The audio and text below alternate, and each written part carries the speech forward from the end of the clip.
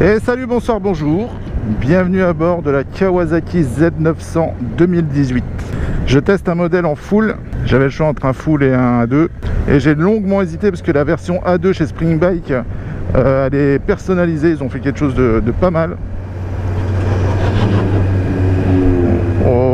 C'est le rallye de Charbonnières aujourd'hui. Donc voilà, je disais, la version A2 chez Spring Bike a été modifiée par leurs soins avec un petit kit déco, des clignotants, un support de plaque. Franchement, j'ai vraiment hésité, je voulais vraiment vous présenter le kit déco et la version modifiée de Spring Bike. Mais bon, je voulais essayer la version full. À la rigueur, pourquoi pas juste la prendre et faire une vidéo vraiment très courte parce que ça sera la même partie cycle à part le moteur bridé, donc faire une vidéo de 3-4 minutes, vous faire une belle intro dessus. Dites-moi dans les commentaires du coup si ça vous intéresse ce genre de truc. Alors comme d'habitude, je vais vous le répéter et je vous le répéterai assez souvent je pense. Cet essai moto est un essai effectué par un amateur passionné de moto comme vous. Je vais sûrement pas détailler toutes les caractéristiques de la moto, mais au moins je vais vous donner mon ressenti. Alors la moto est quasi neuve, elle a 600 bornes, alors on va essayer de pas trop la on va essayer de pas trop la malmener. Je ferai 2-3 accélérations, mais voilà, on va pas taper du rupteur. Voilà. Suspension assez rigide apparemment.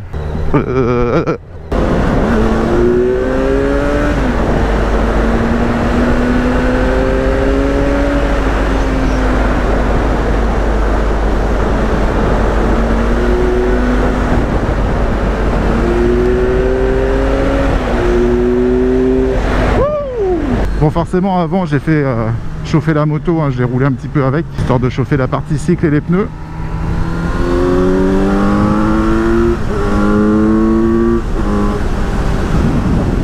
Comme d'habitude, j'adore la sonorité des Kawasaki, les 4 cylindres, j'aime bien, ça hurle, moi ça me fait kiffer. Regardez ce bruit.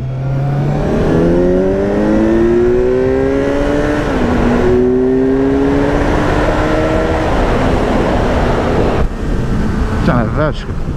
Alors la moto elle développe 122 chevaux. Putain, suspension. 122 chevaux en full, bridable, permis à 2, donc en 48 chevaux. Au niveau du poids on est à 210 kg. Pour un roadster c'est quand même lourd. Après comme d'habitude hein, le poids vous le sentez plus quand vous roulez. C'est juste pour déplacer la moto où c'est un peu lourd, mais bon. La moto est très petite, très courte, donc ça se déplace assez facilement. La particularité sur cette moto c'est qu'elle est dépourvue d'électronique, à part l'ABS, mais sinon il n'y a pas de traction control, il n'y a pas de tout ça là, de launch control comme sur les Yam, il n'y a rien du tout. Allez mon gars, tu vas en chier encore un moment là, t'es pas arrivé.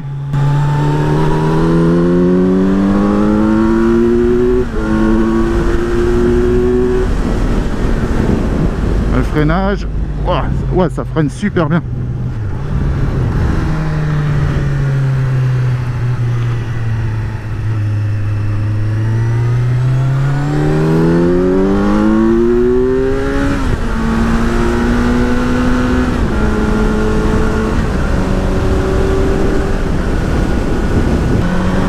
Allez, je reprends cette route, vous aviez aimé la dernière fois. Je l'avais faite avec le Z1000. Bon, l'avantage avec les Z, c'est que ça gueule quand même fort. L'échappement est assez moche, mais la sonorité de la moto est vraiment pas mal. Oh, ce beau paysage. Alors pour ce qui est des suspensions, là aussi on est sur du strict minimum. C'est pas réglable à l'avant. À l'arrière vous pouvez juste durcir l'amortisseur avec une clé, mais voilà, pas de all-ins, pas de tout ça. Bon, par contre les suspensions sont assez rigides, ça c'est plutôt pas mal. Alors qu'est-ce que je ressens au niveau du confort sur la bécane? Là à première vue, la selle pilote elle est assez ferme, et la selle passager, alors là c'est tout petit. Autant vous dire que votre passager devra peser une cinquantaine de kilos et mesurer 1m60 si elle veut, ou s'il veut avoir son cul entièrement posé sur la selle. Sur la position de conduite, j'ai les bras qui sont vachement tendus, les bras qui plongent sur le guidon, ce qui fait que j'ai un peu le poids qui repose sur mes poignets. Ça aussi hein, c'est typique du roadster. On va pas blâmer le Z pour ça, mais c'est typique du roadster. Au niveau des commandes, là aussi on reste sur du truc très simple. Donc voilà, on a un embrayage à câble, on a l'appel de phare au doigt là, la mise en plein phare permanente, les warnings, clignotants et klaxon. Et de l'autre côté, le coupe-circuit et le démarrage et le frein avant. Voilà, rien de plus simple. Certains sont assez réticents d'avoir des motos bourrées d'électronique. En tout cas, celle-ci, c'est pas le cas, vous pouvez y aller. Et je reviens sur la position de conduite. J'ai les jambes, alors, je sais pas si on va pouvoir voir, mais les jambes sont vachement pliées, les cale-pieds sont assez hauts. Voilà, ça aussi, ça fait partie de la position de conduite d'un roadster. Alors le compteur, lui, il reste aussi très simple ou basique, à vous de voir. Vous avez le compte-tour qui est là, qui s'allume en fonction du régime moteur. Vous avez tout de même l'indicateur de rapport engagé. Vous avez tout de même l'indicateur de votre vitesse. Vous avez ici la température de l'huile, ce qui vous reste dans le réservoir qui fait 17 litres. Chose exceptionnelle, vous avez l'heure qui est à l'heure. Et après on navigue avec le bouton là pour avoir le trip A, le trip B, le totaliseur kilométrique depuis le début de la vie de la moto, et à droite le bouton reset.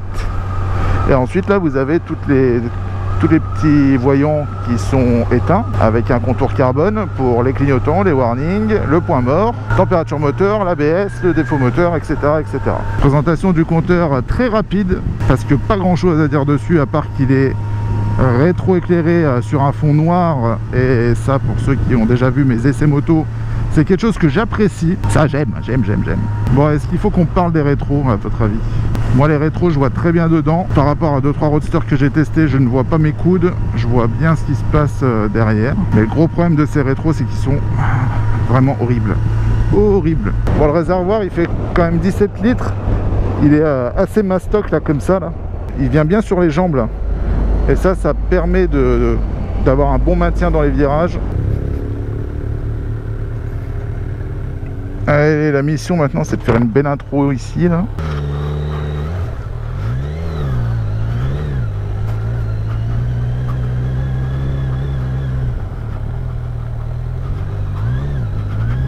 Ça tourne mal. Ça tourne mal.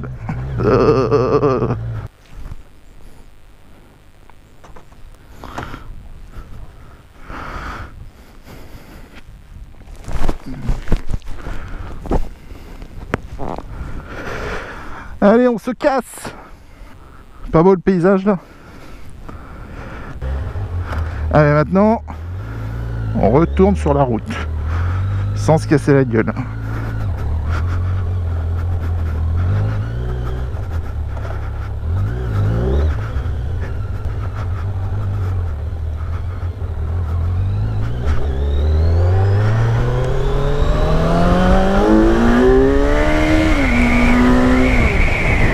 Bon, forcément si je force un peu plus, la moto lève hein. Là j'ai senti qu'elle a levé un tout petit peu en première, mais voilà. Vous savez, moi je suis pas un adepte du wheeling.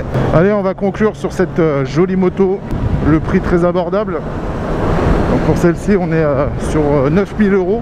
Alors attention hein, j'entends déjà ouais mais pour 9000 € tu peux avoir ça.